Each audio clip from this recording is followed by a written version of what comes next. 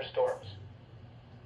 The Philadelphia, Pennsylvania climate summary for yesterday, June 27th, 2023. Yesterday's high temperature was 84 degrees.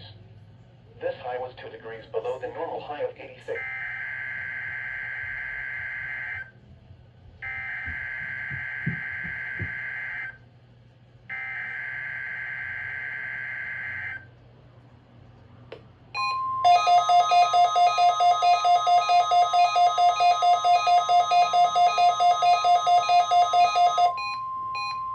This is a weekly test of the NOAA Weather Radio All Hazards Warning device for station KIH-28 in Philadelphia, Pennsylvania.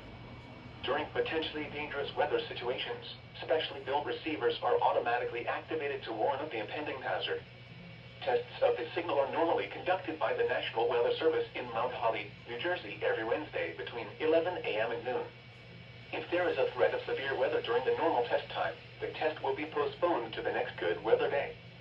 Reception of this broadcast, and especially the warning alarm tone, will vary at any given location. This variability, normally more noticeable at greater distances from the transmitter, can occur even though you are using a good quality receiver in perfect working order.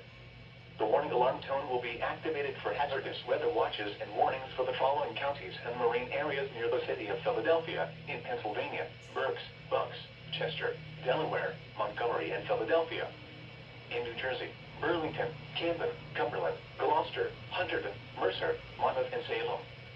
In Delaware: Kent and Newcastle, including Upper Delaware Bay.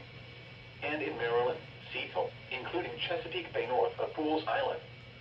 This concludes the weekly test of NOAA Weather Radio All Hazards, station KIH-28 in Philadelphia, Pennsylvania. Thank you for listening to NOAA Weather Radio All Hazards.